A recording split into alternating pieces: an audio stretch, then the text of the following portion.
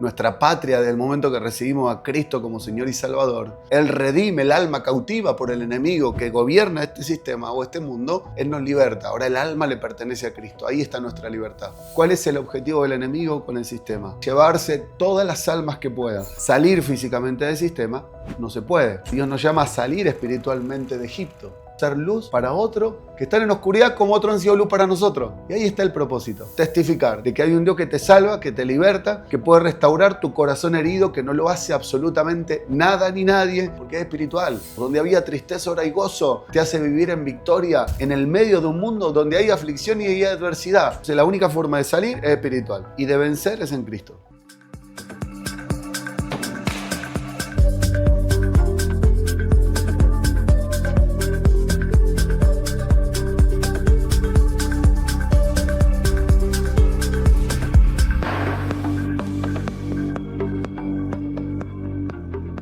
Bienvenidos a Guerreros Podcast, un espacio donde podrán encontrar consejos prácticos acerca de cómo vivir una vida con propósito, acerca de cómo vivir una espiritualidad profunda basada en reconocer tu identidad en Cristo. Hoy tenemos el honor de estar con nuestro gran invitado Sebastián, que es un hombre a quien yo le he aprendido en demasía y es un hombre que en su caminar, su testimonio es súper poderoso de cómo Dios le ha hablado, cómo Dios le ha ministrado y cómo incluso lo llevó a fundar una iglesia y ha sido un empresario y ha sido un hombre que ha sido un peregrino que ha vivido en varias partes del mundo y yo en lo personal aprendo mucho de él.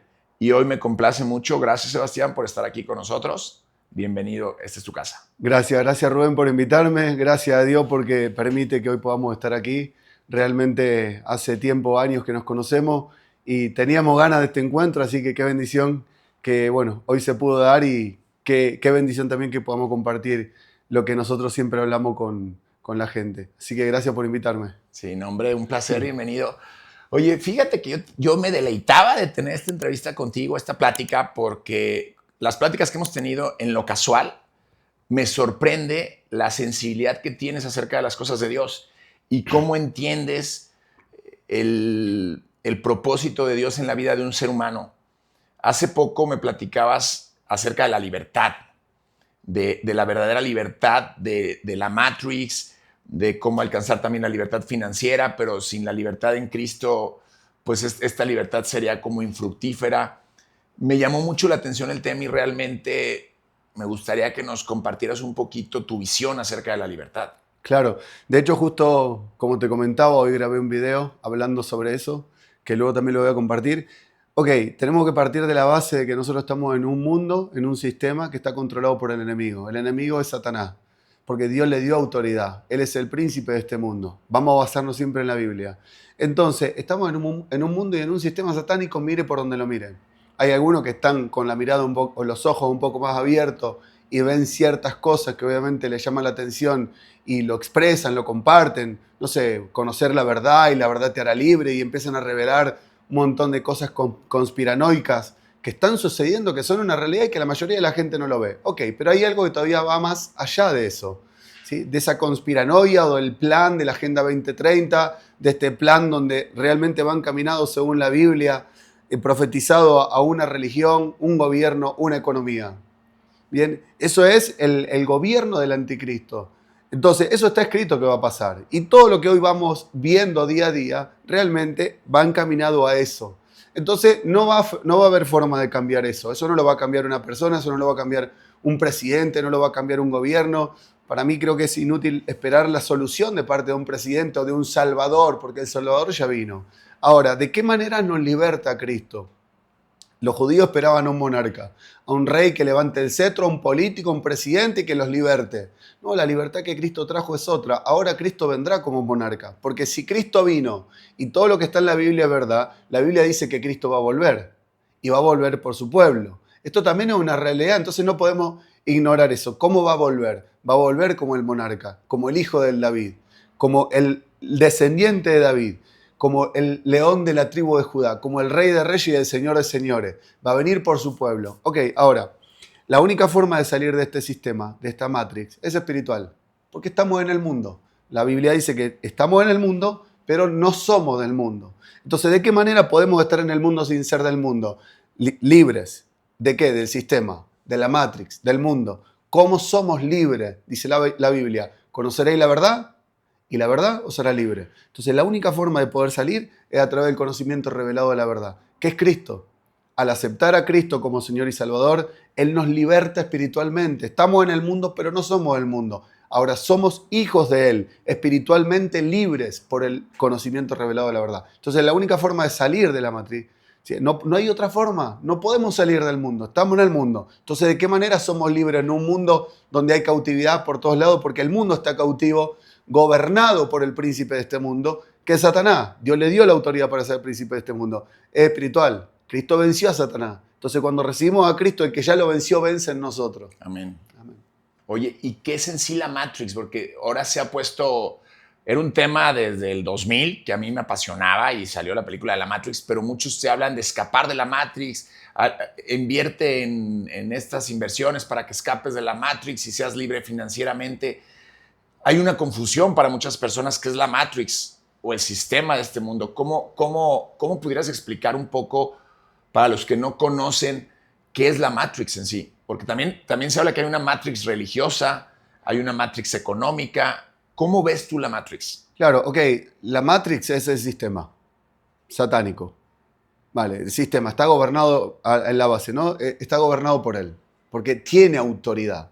Vale. Ahora, en términos superficial, en el día a día, en el mundo, la gente no lo ve. Pero hay un plan establecido. Yo sé que en la élite, en la cúpula, ¿sí? De la pirámide, los que manejan el poder, el dinero, la religión, ellos saben a quién responden. Ellos saben a quién obedecen. Ellos conectan con esas entidades espirituales de las tinieblas que les dicen paso a paso qué es lo que tienen que hacer. Porque el camino que están llevando es el camino que está profetizado que va a suceder. Un único gobierno, una única economía, una única religión, que realmente no va a ser la cristiana.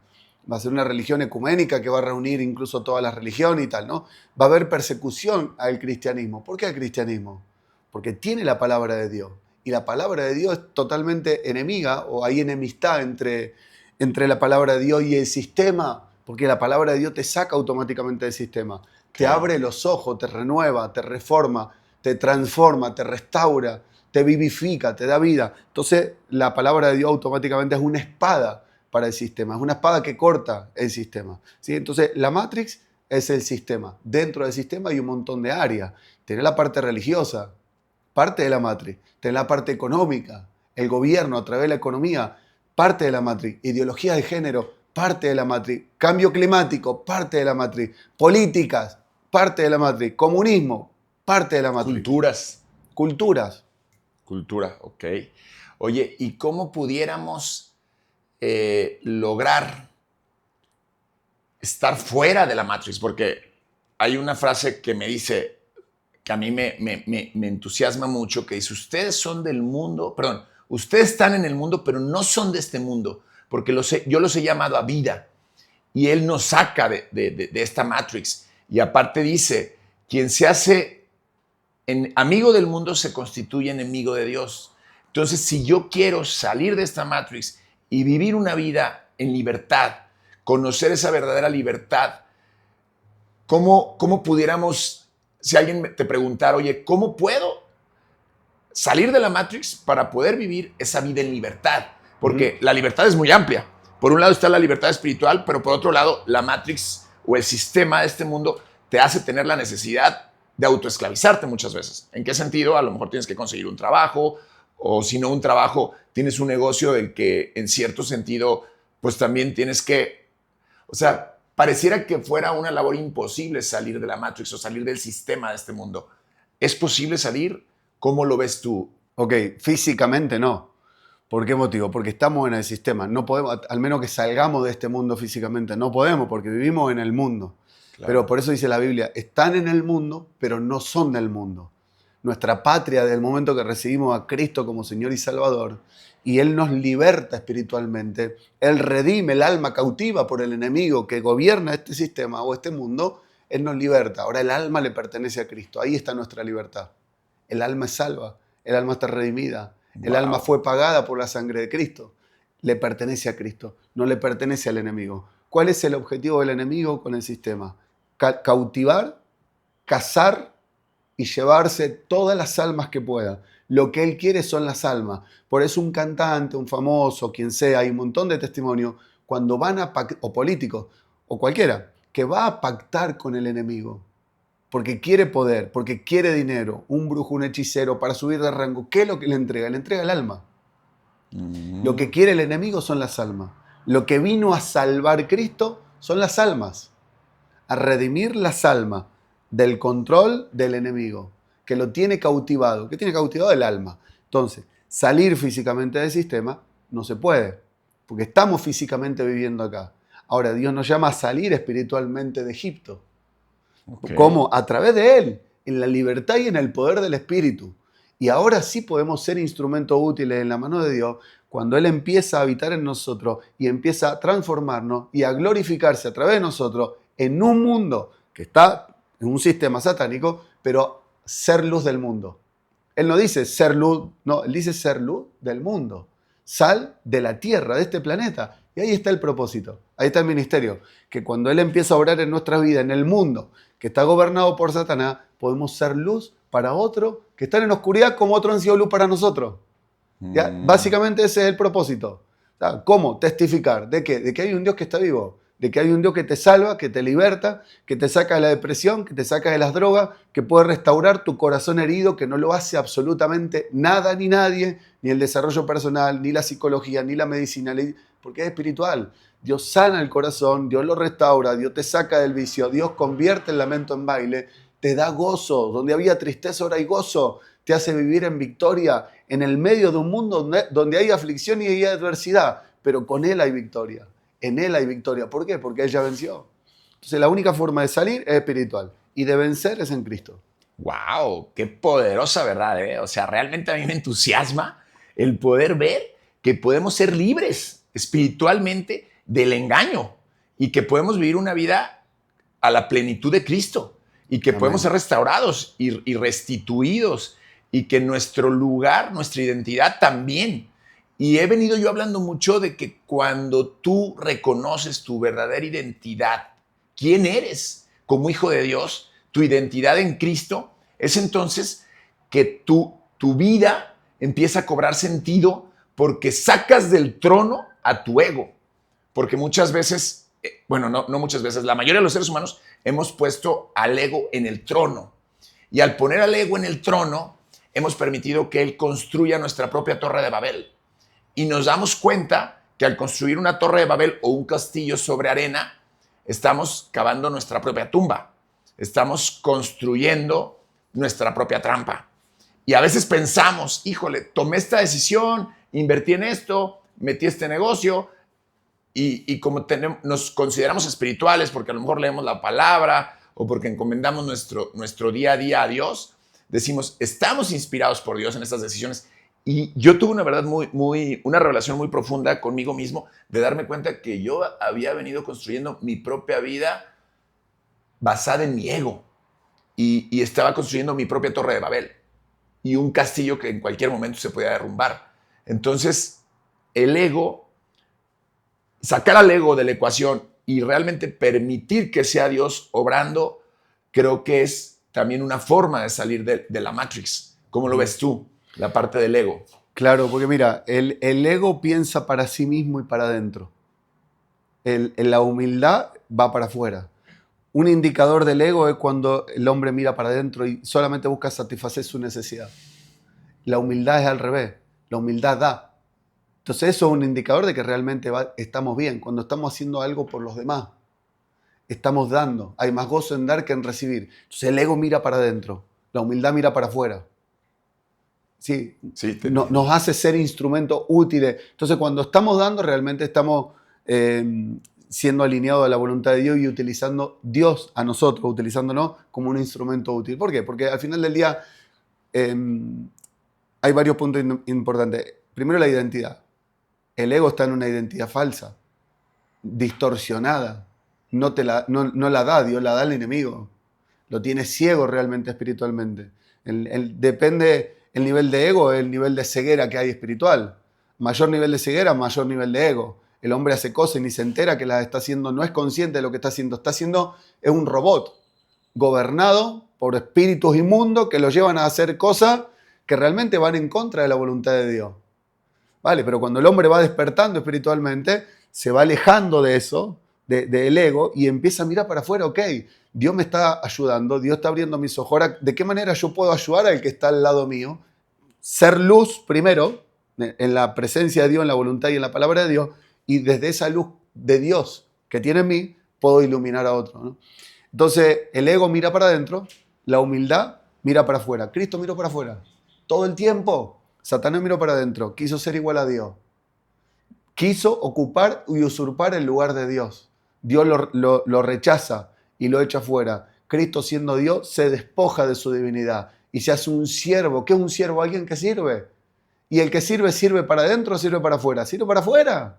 ¿Qué quieres, Padre, que haga? ¿Qué quieres que diga? ¿Dónde quiere que vaya? ¿A quién quiere que ministre? ¿A quién quiere que le abra los ojos? ¿A quién quiere que ore y le sane? Está haciendo la voluntad de Dios. Es siervo. ¿Sí? Entonces, el ego se gobierna a sí mismo, cree, pero en realidad está obedeciendo al diablo, que lo tiene cegado. En la humildad obedecemos a Dios. Creo que parte de mantenernos humildes es reconocer que no somos nada y no podemos nada. Entonces, desde el momento que yo digo no puedo, Padre, reconozco que sin ti no puedo. Punto. No puedo, no soy nada. Ahora contigo todo lo puedo y todo lo puedo en Cristo que me fortalece. Ahí empieza a ser Él porque me despojo de mí. El ego es yo puedo, yo lucho, yo hago, yo soluciono. No solucionamos nada. Darle el lugar a Dios y que sea Él a través de nosotros. Mientras menos hay de nosotros, más hay de Él y a través de nosotros Él se glorifica. Oye, y se habla mucho de que el ego tiene que ver con la caída original del hombre y con el destierro del hombre del Edén, porque saca a Dios de su trono, saca al Dios del trono de su corazón y sube al ego cuando la serpiente le dice, si tú pruebas de este fruto, serás tu propio Dios. En pocas palabras, le dijo, serás como Dios. ¿El engaño cuál era?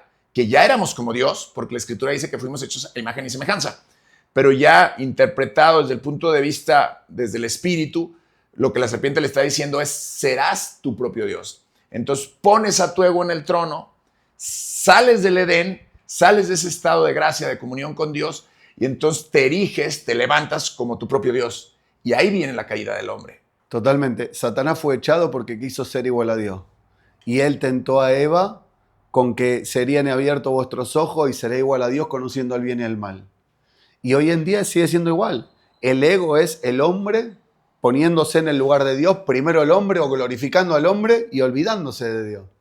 Sigue siendo igual. Satanás sigue obrando de la misma manera. Sigue tentando con lo mismo. Sigue haciendo creer al hombre que es su propio Dios. Sigue sustituyendo la presencia o la imagen del Dios invisible. Digo la imagen, por decirlo de alguna manera, de Dios por el trabajo, por el dinero, por lo que sea. Cualquier cosa que ocupe el lugar de Dios, Satanás está cumpliendo con el propósito que realmente es ese, ¿no? Que el hombre no sea consciente de que hay un Dios que se debe a Dios, que es el alfarero que lo ha formado y que lo forme y que le da vida y que lo restaura. Mientras Él nos tenga ocupado y con nuestra mirada lejos de Dios, Él está cumpliendo con el propósito. Oye, y decías también que el ego está alineado a la Matrix. ¿Cómo es esto? Que el ego está como en alineación a la Matrix. Claro, porque en realidad el ego viene del enemigo, del adversario. Está influenciado. Él fue echado por egocéntrico. Él quiso ser igual a Dios. Yo puedo, yo quiero ese trono. Yo quiero estar en el lugar de Dios. Y al final del día, el ego igual sigue siendo el hombre, o poniendo al hombre, sustituyendo a Dios. ¿Sí? El hombre buscando la longevidad a través de la ciencia. El hombre buscando la espiritualidad en diversos caminos que no tienen nada que ver con Dios. ¿Sí? El hombre poniendo la fe y la esperanza en una piedra. El hombre construyendo un becerro de oro y aplaudiendo y adorando a ese becerro diciendo, este nos sacó de Egipto. No, es Dios. Hay que volver a Dios. Entonces, el ego literal sigue siendo ese mismo espíritu que estaba en Satanás y que hizo que se rebele en contra de Dios, hace que nos rebelemos en contra de Dios.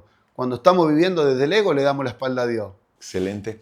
Oye, mi Sebas, me platicabas también que a mí me llamó mucho la atención como tu testimonio de poder, lo que Dios ha obrado en tu vida, cómo tuviste un antes y un después y cómo fue que conociste a Cristo, creo que en el 2013, que se me hizo súper interesante. Me decías que cuando tú te rindes a los pies de Cristo y cuando te alineas a Dios, empiezan a suceder los milagros. Entonces me platicaste, por ejemplo, tu experiencia de España.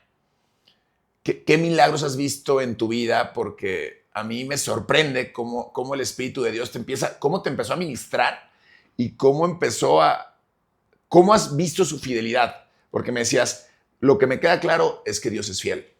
Y su Amén. fidelidad siempre permanece y yo lo he visto en mi vida que me ha llevado de un lugar a otro. Platícanos un poquito de ti, tu historia, cómo fueron, me platicabas, viviste en Estados Unidos, luego en España, luego llegaste a México, ahora en Italia, o sea... Claro, realmente, literal, hay muchísimo, muchísimo para hablar de la historia porque pues, hoy tengo 46 años, yo salí de Argentina con 22, 23 años, me fui a Noruega a jugar al fútbol, al fútbol ya no jugué, me quedé viajando con la mochila de mochilero por el norte de Europa, volví a Argentina, luego me fui a España, volví a Argentina, volví a España, estuve 9 años viviendo en España, Estados Unidos, México 9 años y ahora viviendo en Italia.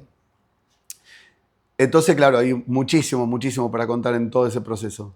Pero básicamente te lo puedo resumir de la siguiente manera. Jugaba al fútbol, era un chico de familia, con problemas dentro de la casa, que obviamente no se exteriorizaban, pero estaban, yo no era consciente de eso realmente.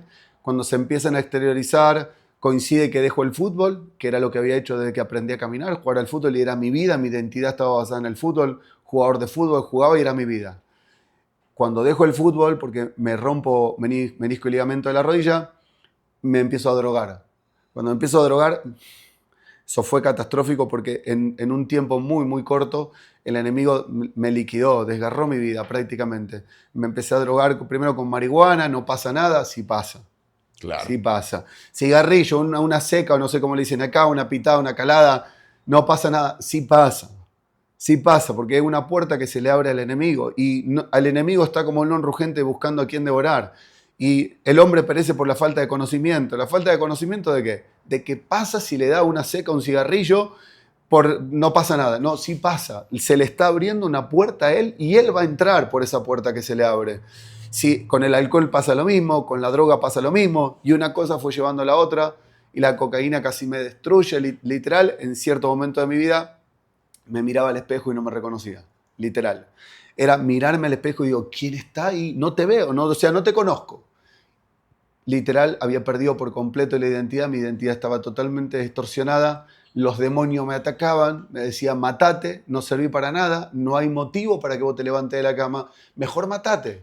Y yo le creía, y estuve a punto de suicidarme 3 veces. La tercera vez cerré los ojos, vi una visión, una niebla gris, espesa, y una llama, y escuché una voz que dijo, el fuego que hay en ti no se apagó. Esa voz me dio esperanza.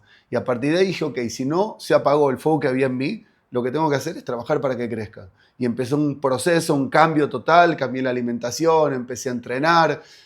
No te voy a decir que fue un día al otro, porque no era Pero un día ahí al habías otro. conocido a Jesús. Todavía no, todavía no. Porque incluso me platicaste que buscaste en corrientes y nunca... Exacto, a partir de ahí empiezo a buscar. Me meto en medicina ayurvédica, cambio la alimentación, tomaba y comía con agua caliente, aceites, me reconocía, me ponía aceite, me pasaba aceite por el cuerpo para tocarme y reconocerme, porque no me reconocía.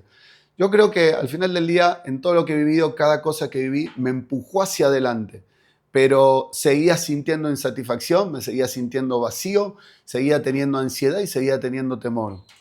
Con el tiempo me hice budista, libro de metafísica, primero budismo, meditación trascendental, luego metafísica cristiana. Con el tiempo me voy a España, sigo en el proceso de búsqueda, buscaba a Dios y no sabía dónde estaba. Y yo oraba, le decía, Señor, no sé, ¿cómo hago? ¿Dónde te encuentro? No lo sé. Yo me sigo sintiendo vacío. Me metí a cienciología, fui auditor de esa secta de cienciología, y siempre buscando, digo, bueno, acá está, no, acá no está, está acá, no, acá no está, ¿no? Es como básicamente donde dice, y se escuchaban los truenos y ahí está el Señor, no, ahí no está. El fuego, ahí tampoco, y estaba en el silbo apacible.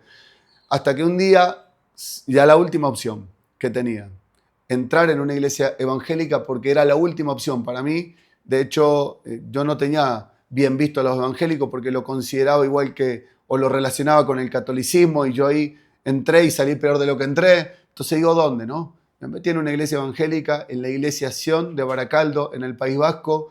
El pastor Máximo hace el llamado después, me llama al altar, recibo a Cristo como mi Señor y Salvador, confieso que Cristo es mi Señor y que Dios lo levantó de los muertos, confieso que Cristo es Dios, y en ese momento, de un momento a otro, en esa oración me pone la mano en la espalda, yo tuve una visión, cerré los ojos, y así como años antes, había visto esa llama de fuego, igual cerré los ojos, ahora vi una mano que sembró una semilla en mi corazón, en ese preciso instante. Y a partir de esa oración, mi vida cambió de forma radical. Eso fue hace casi 13 años, hasta el día de hoy. Dios me dio paz, desapareció la ansiedad. Yo no sé lo que es la ansiedad, no sé lo que es el temor, porque busco a Dios, porque mi confianza está puesta en Él. ¿Me entiendes? Independientemente de la lucha, de la tribulación, que después, caminando con Cristo, ha habido muchísima, terrible, tremenda, tremenda. Dios me ha dado paz, porque sé en quién confío. Claro que hay dolor, claro que hay aflicción, claro que en el medio de una tribulación, de una lucha, hay llanto, hay angustia, pero hay victoria y hay paz. Sabemos en quién creemos, y aquel en el que creemos, ese no pierde una batalla. Entonces, la única forma de saber que vamos a vencer, independientemente de que vivimos lo que vivimos, es estar firme en el Señor. Ni a la muerte. ¿Por qué? Porque muchas veces también el enemigo atemoriza con eso. Pablo decía, morir para mí es ganancia. ¿A quién? ¿Cómo va a atemorizarnos con la muerte si en nosotros hay vida eterna? Amén. Morirme es ganancia. Pablo sabía que si él se moría, se iba con el Señor, y vivir para él era Cristo. Entonces, desde ese lugar de confianza en Dios, Dios ha hecho milagro, milagro, milagro literal. ¿Cuánto? Cada día. Wow. Cada día. Qué bonito. Sí, me platicabas de varias victorias y varias evidencias. A mí hace poco también me preguntaban que si yo había visto milagros. Y le digo, claro, a diario. Milagros de sanación, personas que dejan las drogas, personas que se sobreponen a una enfermedad. Por ejemplo, tú me platicabas algo de que incluso no tenías hogar en algún momento, quebraron tus negocios, estabas en España y de repente, ¿cómo fue esa historia? Me llamó mucho la atención que de pronto lee el periódico y algo interesante. Oh, sí. Claro, de hecho mi historia fue, imagínate, un chico con una mochila viajando por el mundo, entonces siempre hubo como mucha inestabilidad en ese sentido. Estaba bien, después abajo, y cada cosa ha sido como un proceso y una enseñanza. Hay algo que Dios, independientemente de la situación, también me ha probado, me ha procesado, y es con la siembra. Y esto es algo personal. Dios me ha llevado a entender el poder y el valor de la siembra. Desde recién convertido. Es decir, recién convertido es cuando uno recibe a Cristo como Señor y Salvador. Ahí empieza una vida nueva. Ok, entonces me metió primero con dos hermanas. Yo buscando una habitación donde vivir en España, me lleva con dos hermanas de Paraguay que eran cristianas, que se levantaban a las 3 de la mañana a orar, que ayunaban toda la semana, que oraban en lengua, que hacían devocional a las 7 de la mañana. Y para mí eso no existía, porque yo no vengo de una familia cristiana, no vengo de un devocional, no vengo de una familia que oraba.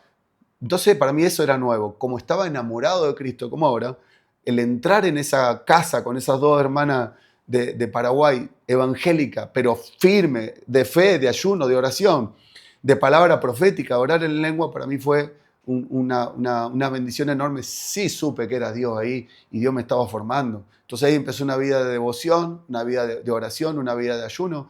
Claro, con defectos, con errores. El Señor va trabajando y va limpiando y nos va llevando en un proceso de crecimiento, como la luz de la aurora que va en aumento hasta que el día sea perfecto. Pero me metió así de una ahí, ¿no? Entonces ahí empezó un proceso de crecimiento en el Señor, y luego me conecta con el pastor, y luego me conecta con los profetas, y siempre caminé de la mano o cerca de grandes hombres de Dios que amo y que me han ayudado y me enseñan muchísimo, y que siguen siendo mis hermanos. Al pastor de España le digo pastor, y hoy mi pastor está en Colombia, ¿me entiendes? Pero por respeto y por amor, ¿sí? Sigo teniendo relación con ellos. Qué lindo. Platicando también contigo, me llamó mucho la atención porque yo he visto, y muchos hemos visto de repente los ataques del enemigo. Cómo está como león rugiente esperando, viendo a quién devorar, ¿no? Y viene a robar, matar y destruir, que fue como Jesús lo identificó como león rugiente. Y hemos entendido, hay una frase muy poderosa que también nos compartías, de que él comentó, el diablo no tiene parte en mí. Uh-huh. Y entonces me comentabas que porque nunca conoció el pecado, realmente el diablo no tuvo parte en él y fue que pudo resucitar su cuerpo. Amén. Entonces me comentabas de que de pronto uno puede llegar a abrir puertas, pero la importancia de tener esa sensibilidad para saberla cerrar. Platícanos un poquito esto de cómo es que el diablo no tuvo parte en Cristo y cómo pudiéramos llegar a cerrar estas puertas. Amén. El diablo no tuvo parte en Cristo, por eso Cristo no pecó. Porque lo que tuvo Cristo fue todas las puertas cerradas todo el tiempo. Por lo tanto, no le dio lugar al enemigo. El enemigo no pudo entrar con el pecado. Y el enemigo lo tentó en todo. Dice la Biblia que él fue tentado en todo. Y fue tentado como hombre. Porque acordate que él se despoja de su divinidad. Entonces él es 100% hombre. Y como hombre fue tentado en todo. Pero no pecó. Nunca le abrió la puerta. No abrió puerta. Como el pecado no entró en él, la muerte luego no lo pudo retener. Porque la muerte entra por el pecado. Entonces, cuando el diablo lo crucifica, derrama su sangre perfecta, su sangre santa, como es sangre sin pecado, ahora nos limpia a nosotros para que a través de su sangre nosotros seamos sin pecado. Entonces, nos limpia con su sangre, él quita el pecado del mundo, dice Juan. Ahí viene el Cordero de Dios que quita el pecado del mundo. Nos limpia con su sangre. Y por medio de esa... nos quita el pecado, nosotros podemos estar en contacto con Dios. ¿Por qué? O en comunión con Dios. Porque Dios no puede habitar donde habita el pecado. Ahora, a través de Cristo y del poder de la sangre redentora de Cristo, podemos tener comunión con Dios. Podemos tener acceso al Padre. Cristo es el único camino al Padre. No hay otra forma, no hay otro acceso. Yo he escuchado decir muchas veces, bueno, todos los caminos van a Dios. No, todos los caminos van a Dios. Es una mentira del enemigo. Solamente hay un camino a que va a Dios. Él es el camino, la verdad y la vida. Nadie va al Padre sino a través de Cristo. Porque Él redime el alma del hombre. Él vino a restaurar la relación entre Dios y el hombre. La relación que se rompió cuando Adán pecó, Él la restaura y vino a recuperar todo lo que el primer Adán había perdido. Ahora, ¿cómo pudo mantenerse Él sin pecado? Porque no abrió puerta. Sí, no abrió puerta, no le dio lugar, como no pecó y el pecado entra por la muerte no lo pudo retener y el Señor lo levantó de entre los muertos. Bien, Él es el Rey de Reyes, el Señor de Señores, Él es el Mesías y cumple con la función de Mesías, del Redentor, del Salvador, donde Él vence a la muerte, le quita el poder al diablo del Hades de la muerte, la llave, y ahora hay vida eterna en Cristo Jesús y la misma vida eterna que tiene Él y el mismo poder que lo levantó de los muertos es en nosotros a través de Él, al recibirlo. Entonces, básicamente el enemigo opera con legalidad, siempre. Cuando uno abre la puerta, como comentaba antes, cuando uno fuma un cigarrillo y dice no pasa nada, sí pasa, porque no es la calada de cigarrillo o la seca de cigarrillo, es la puerta que se le abre a los demonios de forma inconsciente. El hombre perece por la falta de conocimiento. Cuando uno fuma marihuana, una calada no pasa nada, haciéndose el vivo con los amigos, sí pasa, porque no es la calada de marihuana. Es el enemigo que está como león rugiente, como vos decías recién, buscando a quién devorar porque se le abrió una puerta. ¿A quién devora el que le abre la puerta? Él está como un león rugiente. Mira, ¿sí? ¿Cómo entra? Cuando el hombre le abre la puerta, el enemigo entra. Ese león rugiente que busca a quién devorar, entra. Pero no puede entrar así nomás. Tiene que entrar con la autoridad que le da el hombre. ¿Cuándo se la da? Cuando abre la puerta. Entonces, acá es mantenerle las puertas cerradas al enemigo, entender que todo es una cuestión de legalidad, mantener las puertas cerradas y si en algún caso abrimos puertas porque somos humanos, no somos perfectos, porque pecamos todos los días, porque no hay justo ni aun uno, no hay nadie que no peque, el único perfecto es el Señor, pero podemos ir reduciendo al margen de error. ¿Cómo? Aprendiendo, siendo ministrados, siendo enseñados, siendo instruidos y vamos avanzando y creciendo como la luz de la aurora que va en aumento. Vamos creciendo en el Señor. Ahora, mantener las puertas cerradas. Si en algún momento abrimos uno, tener la sensibilidad de reconocer, Señor, perdóname, automáticamente, Señor, ahora en el nombre de Jesús yo te ruego me perdone este pecado, esa cosa que hice, esa palabra que dije, ese pensamiento que tuve, ese sentimiento, perdóname. Y lo que estamos haciendo ahí, estamos quitando al enemigo y le estamos cerrando la puerta. Y cancelamos. Cancelamos. Cerramos la puerta y cancelamos. Y ahora, claro, el Señor es grande en misericordia y grande para perdonar. Entonces el Señor, que es grande en misericordia, cuando nos arrepentimos de verdad, reconociendo que nos arrepentimos, le pedimos perdón y que queremos agradarlo a Él, automáticamente Él nos perdona, nos restaura, como lo hizo con David cuando pecaba, que en el Salmo 51 va, se arrepiente, y al final del día, con los pecados de David y todo, que incluso fueron más grandes que los de Saúl, pero el Señor dijo que David tenía un corazón conforme de Él, y cumple la promesa que le dio, y de David viene el Mesías. Porque era humilde, se arrepentía, sabía arrepentirse, y esa es la clave: caer vamos a caer, pecar vamos a pecar. ¿Sí? El tema es ir reduciendo el margen de error y reconocer delante de Dios el pecado, pedirle perdón a Dios, y Él nos perdona, Él nos restaura, ¿sí? Y cuando nos perdona, automáticamente nos libera del pecado. Wow, qué poderoso. Y qué importante es mantener puertas cerradas, porque de hecho hay un versículo que a mí me cimbró mucho, que es el fundamento de un estudio que habla justamente de las puertas abiertas, porque muchas veces abrimos puertas, como bien comentas, por medio de ciertas sustancias, por medio del alcohol, por medio de la pornografía, por medio de prácticas ocultas de hechicería, adivinación, de otro tipo, y abrimos puertas espirituales sin darnos cuenta. Entonces, qué importante es cerrar estas puertas, y me gusta a mí mucho este versículo que dice: aquel que aportillare el vallado, le morderá la serpiente.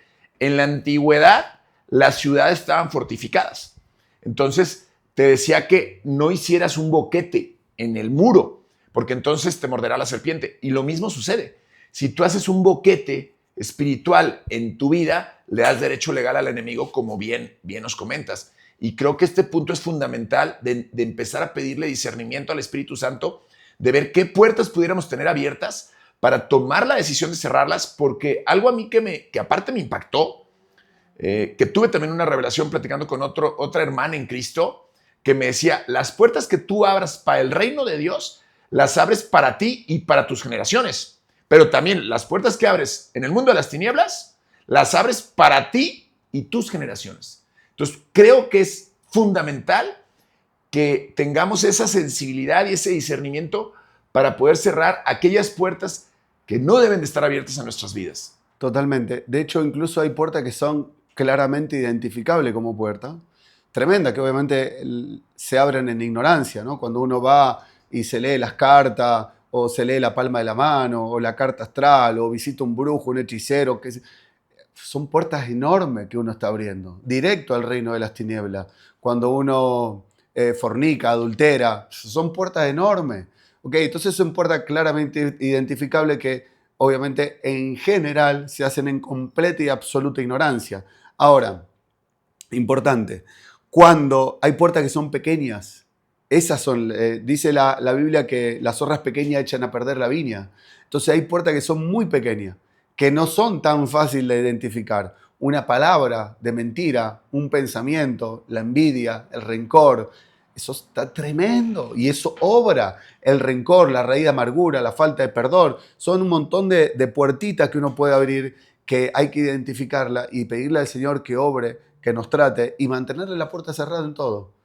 En todo. Wow. Ahorita que hablas de las puertas pequeñas, me acordaste también de otra plática que tuve del pecado oculto, que a veces es bien delicado porque, a diferencia del pecado que es burdo, como dices tú, quizá adulterio, fornicación, cierto tipo de cuestiones, el pecado oculto, cuando tú lo cometes, ni siquiera te das cuenta. Entonces, el pecado oculto puede ser como por ejemplo, la envidia, los celos, el pensar mal del otro. Y ese pecado es muy dañino porque ni siquiera te das cuenta que lo tienes. La falta de perdón, la autocompasión, ciertas cuestiones que es muy importante detectar este pecado oculto porque, como bien comentas, una pequeña chispa puede encender todo un bosque. Totalmente. Al final del día, tenemos también en la Biblia cuando el pueblo entra a Jericó y dice el Señor que no tomen nada, ¿no? Y ahora toman una manta babilónica, lingote de oro, lingote de plata, y había anatema en el pueblo. Eso es anatema, había ¿no? Anatema. Maldición. Claro. Entonces, ocultar un pecado, tener un pecado, es guardar anatema. ¿Sí? Y guardar anatema, y obviamente no puede haber victoria y bendición donde hay anatema. Hay que pedirle al Señor que obviamente primero nos dé el entendimiento para saber que se está guardando anatema. Segundo, arrancar y sacarla fuera del campamento y quemarla. Y a partir de ahí el Señor da victoria.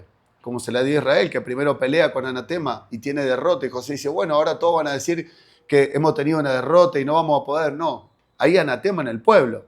Y el Señor revela quién había tomado Anatema, y hasta que no sacaron la Anatema, el Señor no le dio victoria. Entonces hay que pedirle a Dios que nos dé entendimiento para ir sacando todas esas cosas que a Él no le agradan, y de esa manera la presencia, la gloria, la victoria, la bondad, la misericordia, el poder de Dios se empieza a manifestar en magnitud en nuestras vidas.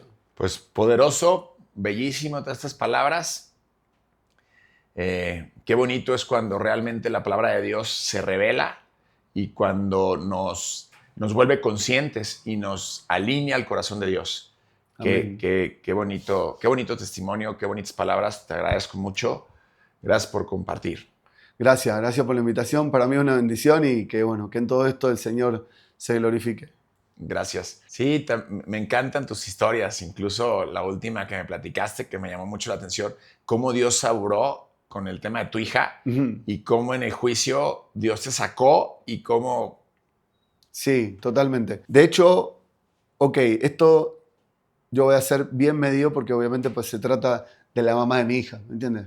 Y entonces la mamá de mi hija, pero sí pasé por la situación de, yo entiendo a un padre, y esto está tremendo porque obviamente yo a raíz de lo que me pasó empecé a mirar, empecé a buscar, empecé a preguntar, y está lleno, y en México está tremendo eso, ¿no?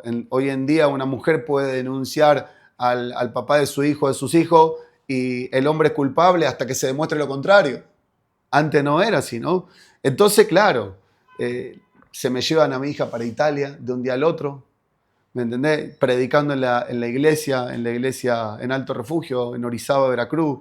Me levanto, voy a buscar a mi hija no está, mi hija ¿dónde está? Nadie me dice nada. Una angustia, una aflicción, un dolor. Amo a mi hija, Dios puso mucho amor por mi nena en mi corazón, y se la llevaron de un día al otro. ¿Me entiendes? Entonces se me llevaron a mi hija. O sea, me la quitaron. No es, me la llevaron, me la quitaron. Como un secuestro, ¿no? No se considera secuestro porque es un progenitor, pero técnicamente sí, ¿no? Ahora es como un delito de sustracción de menor. Inventando un montón de cosas. Y en cada una de esas cosas que se inventaron, Dios se glorificó grandemente. Yo prediqué durante 5 domingos seguidos desde esto sobre la fidelidad de Dios. Y muchos hermanos me decían, ¿cómo predica pastor sobre la fidelidad de Dios si mire lo que le está pasando, ¿no? Cuando ya pasaban los días y no se solucionaba, los meses y no se solucionaba. Porque lo que me está pasando no cambia la naturaleza de Dios. Dios es fiel porque es fiel, y eso no cambia con nada, ¿no? Y yo sé que si Dios está en el asunto, Dios tiene un propósito con esto. Y efectivamente así fue.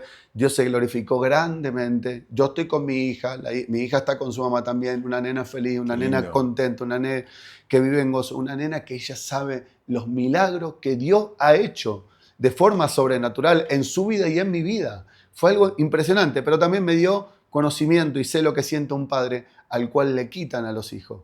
Sé lo que siente un padre que da todo por sus hijos, y de un día al otro a lo mejor la madre se lo lleva y denuncia falsamente a ese papá para quitarle al hijo. Y yo sé que hoy la justicia, gracias a Dios en mi caso, obró rápido, obró bien, obró con eficacia, obró con contundencia, pero sé que soy una excepción, porque en general va lento, y los que pagan son los hijos, porque acá se pierde de vista lo más importante, que es el hijo. Nadie tiene el derecho de quitarle al hijo, ni el papá ni a la mamá, porque primero está el hijo. Y no hay nada peor que utilizar a un hijo como un instrumento de manipulación, quitárselo a su... ¿Quién? ¿Con qué derecho le quitan un hijo o al papá o a la mamá? ¿Sí? Entonces hay que mirar eso, y creo que en mi caso la victoria, porque estoy en canales donde hay un montón de padres que están pasando lo mismo. De hecho hay un canal de Instagram que se llama No Más Hijos Rehenes, y si obviamente lo quieren buscar, lo pueden hacer. Tiene un movimiento, han llegado al gobierno. Es decir, ya tienen voz y voto, son muchas personas que están, porque no son los hijos solamente. Tenés los papás del otro lado, las abuelas, ¿sí? Tenés los tíos, las tías, que también sufren. No es solamente el papá o la mamá, tenés un montón de familia que ama a ese nene o a esos niños, que también obviamente pasan los procesos y pagan los precios.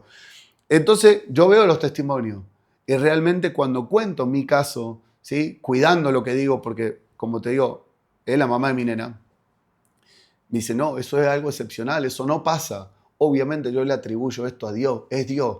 Yo peleé de rodillas, hice todo lo que estuvo a mi alcance de forma física, pero oré y peleé de rodillas. La victoria Dios me la dio de rodillas. Por eso la victoria es de Él, no es mía. Yo solamente obedecí en todo el proceso.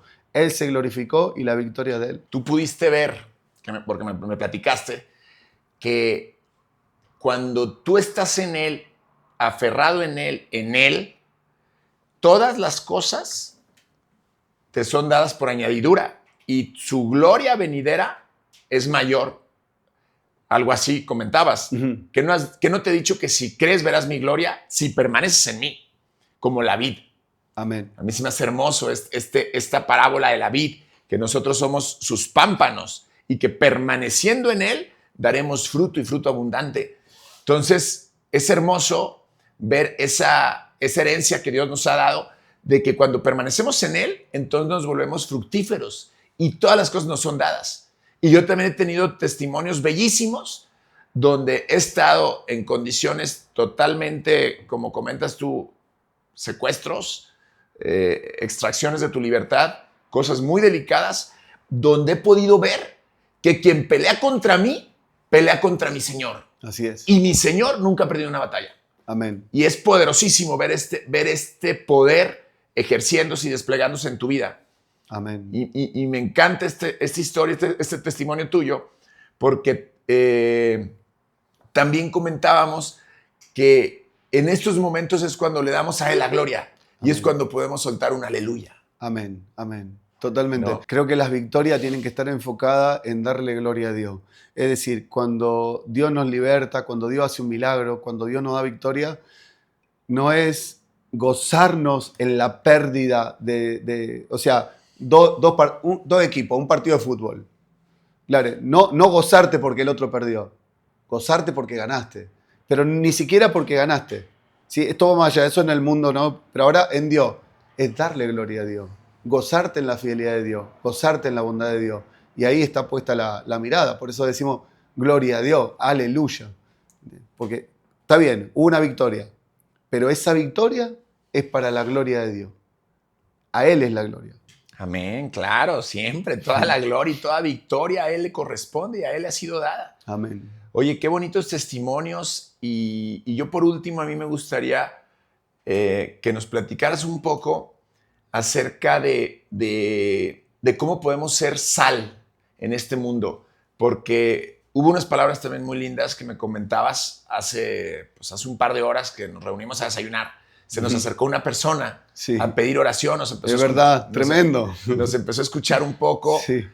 Y me comentabas que somos llamados a ser la sal de este mundo y que ponemos nuestra mirada en nuestro trabajo, en nuestro negocio, pero al mismo tiempo en el propósito. Y estamos alertas al llamado, a las necesidades de alguien más. Amén, amén. Me gustaría que nos pudiéramos profundizar un poco para ir ya como cerrando. Bien, ok, luz del mundo. Dice luz del mundo. Ustedes son la luz del mundo. Luz del mundo. No la luz de 4 paredes. No la luz de abajo de la mesa, sino la luz de que está arriba de la mesa que alumbra toda la habitación.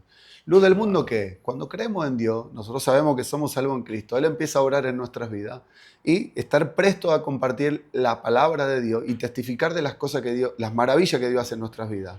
Ponernos en nuestros pies el calzado del Evangelio de la Paz. Y cuán hermosos son los pies de aquellos que anuncian las buenas nuevas.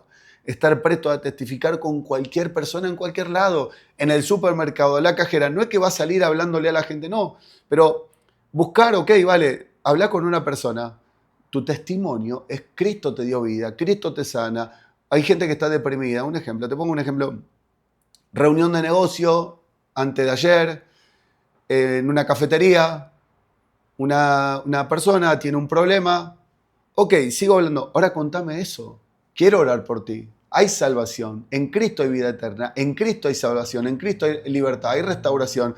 Ahí estamos siendo luz del mundo porque estamos en un contexto que no tiene nada que ver con una iglesia.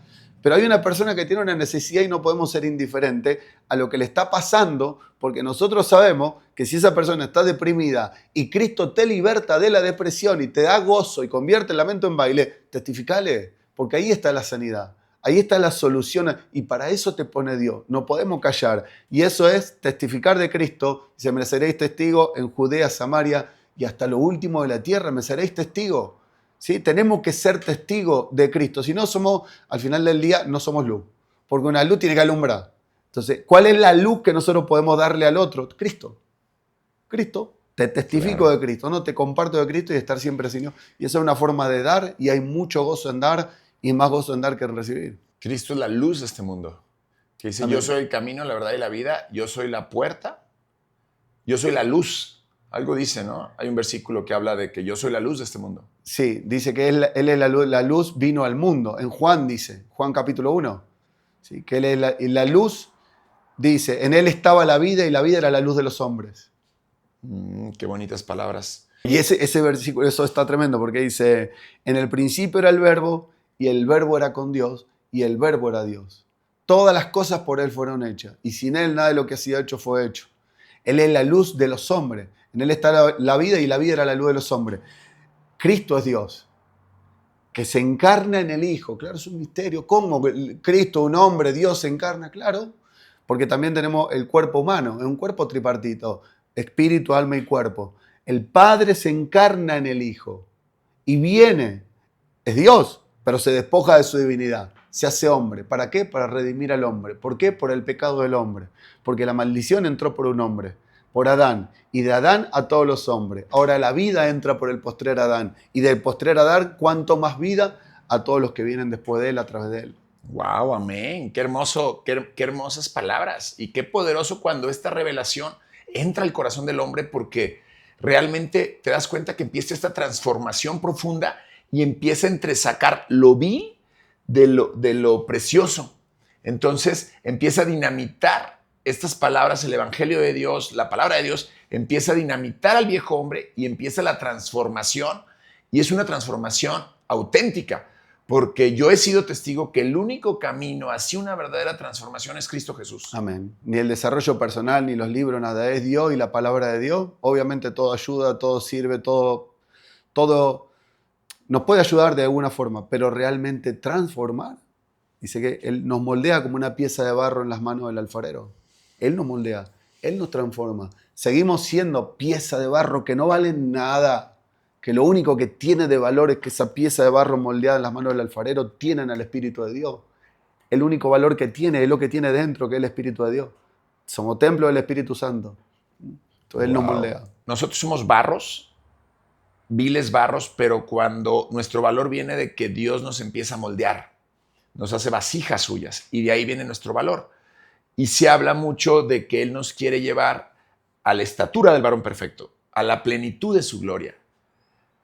Muchos preguntan, ¿es esto algo romántico o es una realidad viva para el creyente, para el que decide disponerse a poder ser llevado a la estatura del varón perfecto? Amén. Claro, entonces somos barro. Literalmente, el hombre fue formado del polvo de la tierra y la ciencia ha revelado hace años que los elementos que hay en el cuerpo son los elementos que están en la tierra. El hombre fue formado del polvo de la tierra, Dios sopla en el hombre, es su espíritu y cuando se sopla el espíritu se forma el alma y era el hombre un alma viviente. Entonces el hombre es barro. Como barro no tiene ningún valor. La Biblia representa a Dios en muchísimos lados como si Él es el alfarero y nosotros una pieza de barro donde Él nos empieza a moldear como una pieza de barro en las manos del alfarero.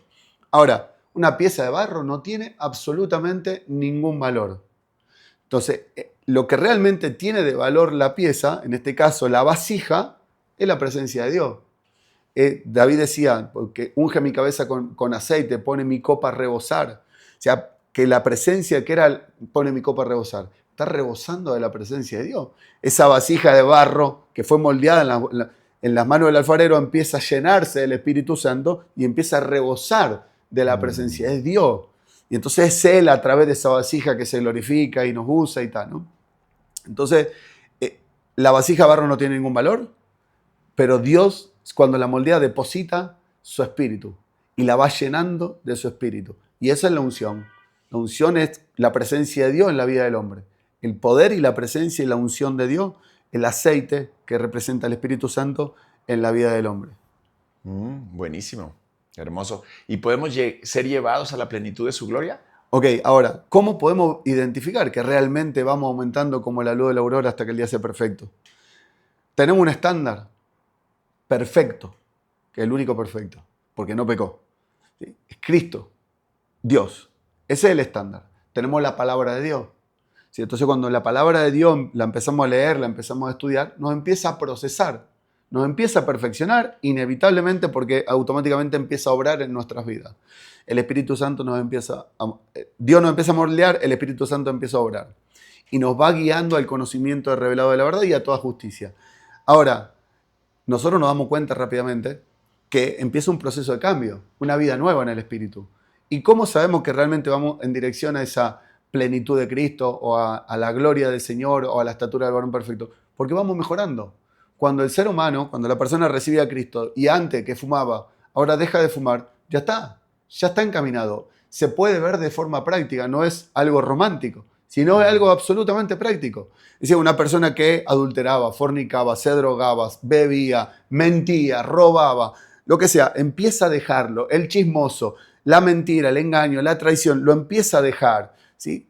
Ahí te estás dando cuenta que está Dios obrando, que está Dios libertando, que está Dios restaurando, que está Dios moldeando y que está llevando a esa persona a la estatura del varón perfecto, porque vamos mejorando. Obviamente ese es nuestro estándar, ¿sí? Entonces, y cuando vamos avanzando paso a paso, vamos viendo todo lo que Dios va haciendo en nuestras vidas. Desde ese lugar lo podemos identificar como algo meramente práctico, no romántico, es totalmente real. Alguien que tomaba pastilla para el psiquiatra, ahora no. Alguien que tenía ansiedad y no la podía calmar con nada, ahora tiene paz. Antes que vivía en depresión, en lamento, sin identidad o con la identidad distorsionada, ahora sabe quién es en Cristo Jesús. Eso es totalmente práctico y eso se ve en el día a día. Pues padrísimo. Excelente. Muchas gracias. Qué poderoso entendimiento cuando realmente comprendes que es la mano de Dios moldeándote lo que realmente le da valor a tu vida y lo que hace que esa pieza sin valor de barro se vuelva preciosa. Amén. Amén. Mi Sebas, pues fue un placer realmente poder compartir tanta sabiduría y tu testimonio. Gracias por abrirte. Realmente a mí me ayuda mucho a entender la fidelidad de Dios. Gracias, mi querido Sebastián. Amén. Gracias por invitarme y bueno, que Dios se glorifique en esto, que Él cumpla el propósito que tiene la palabra para lo cual es enviada. Y gracias por la invitación. Una bendición. Oye, mi querido Sebas, y para nuestra audiencia que quisieran seguirte y querer profundizando en la palabra de Dios, ¿dónde te pueden seguir en tus redes sociales? Instagram, Sebastián.Ojeda Márquez y en YouTube, Sebastián Ojeda Márquez. Excelente. Pues, querida audiencia, realmente espero que hayan disfrutado tanto como yo este episodio y que les haya servido para profundizar su caminar en Cristo. Y estaremos trayendo historias, testimonios y enseñanzas lindas, tanto de negocios como de la familia y una espiritualidad cristocéntrica. Nos vemos en nuestra tierra prometida, porque recuerden que Dios puso una tierra prometida para cada uno de ustedes.